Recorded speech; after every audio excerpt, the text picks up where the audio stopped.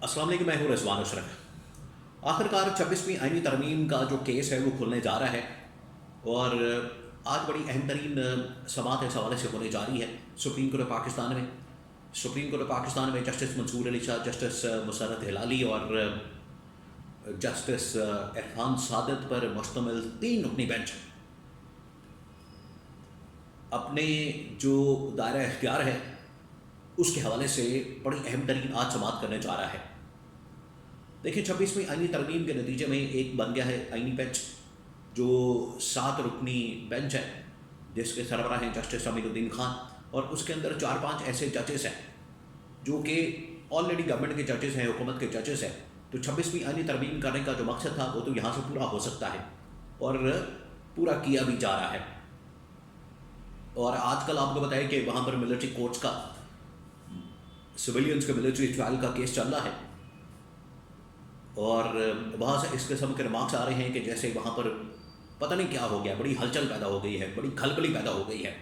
और वहाँ पर बड़ी आइन और कानून की बातें हो रही हैं,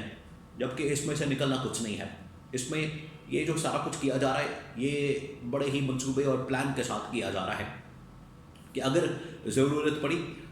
अगर आइंदा आने वाले दिनों के अंदर ज़रूरत पड़ी तो ये जो मिलिट्री कोर्ट्स के केस हैं सिविलियंस के ट्रायल के, इनको कलअदम करार दिया जा सकता है अगर ज़रूरत पड़ी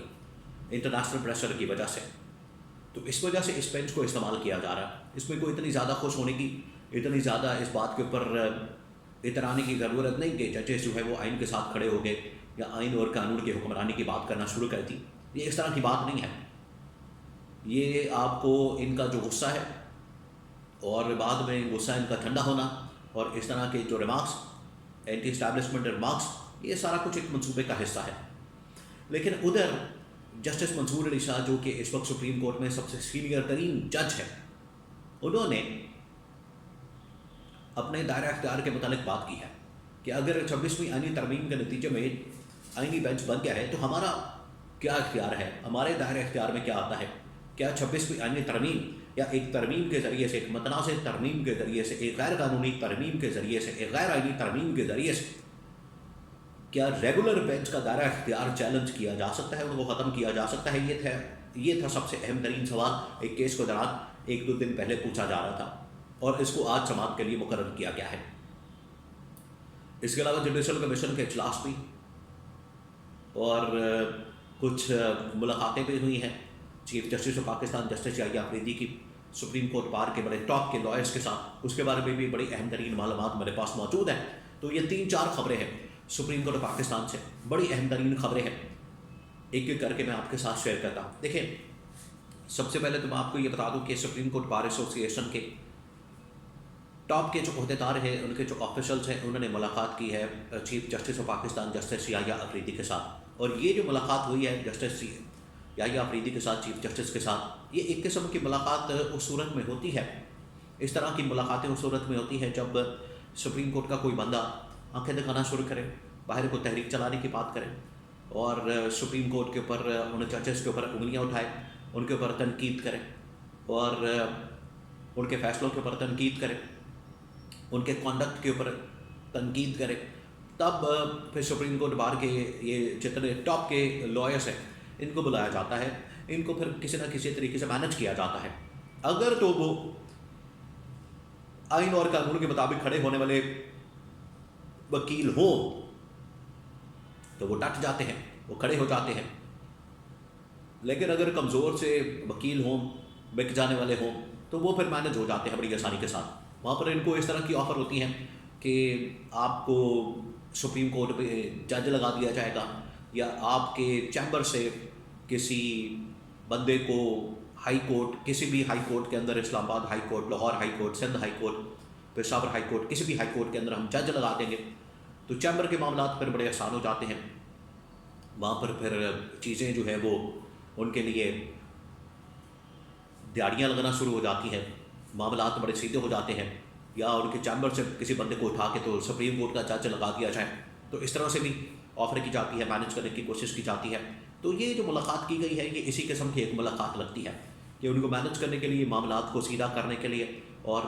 چیف جسٹس کے اوپر کوئی تنقید نہ کرے، اس کے خلاف کوئی بحث نہ کھولے، یا اس کے خلاف جو ہے وہ ایک تحریک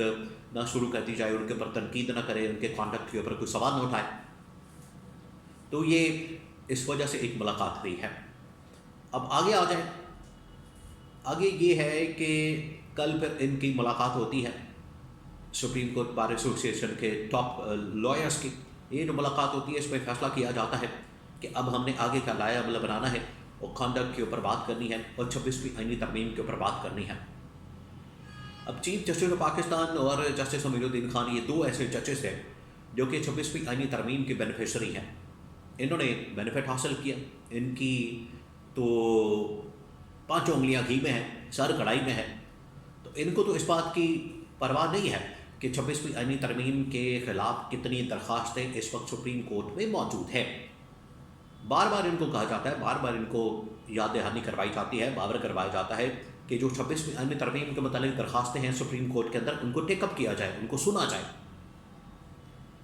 ان کے متعلق سماعت کی جائے، لیکن اس کو کوئی نہیں سنتا، اس کے بارے میں کوئی نہیں بات کرتا، اس کو کوئی نہیں ٹیک اپ کرتا۔ اس کی وجہ یہ ہے کہ آخرکار یہ جو بینیفیشری ہیں 26ویں آئینی ترمیم فارغ ہونے سے، ان کا جو چیف جسٹس بننا، آئینی بینچ کا سربراہ بننا، یہ سارا کچھ بھی ختم ہو جائے گا، اور چیف جسٹس کے پاس اب کوئی پاور نہیں، کوئی اختیار نہیں، اور آئینی بینچ کے پاس بھی کوئی پاور اور اختیار نہیں ہے۔ بے اختیار قسم کی اس وقت سپریم کورٹ نظر آتی ہے۔ لیکن جسٹس منصور علی صاحب بار بار کوشش کر رہے ہیں کسی طرح سے سپریم کورٹ کے اندر اپنی دھاک بٹھانے کی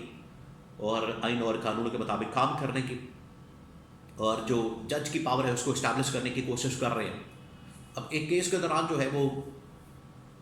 یہ جو بینچ ہے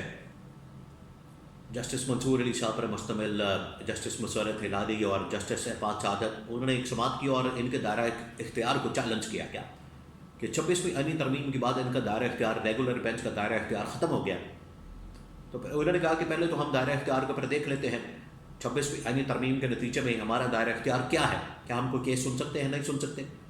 اور کیا کوئی ترمیم اگر وہ متنازع ہے یا غیر آئینی ہے یا غیر قانونی ہے یا آئین کی اسپرٹ اور اس کی روح کے خلاف ہے، وہ کسی بھی ریگولر سپریم کورٹ کے کسی بھی ریگولر بینچ کے دائرہ اختیار کو ختم کر سکتی ہے۔ پہلے ہم اس کویسچن کو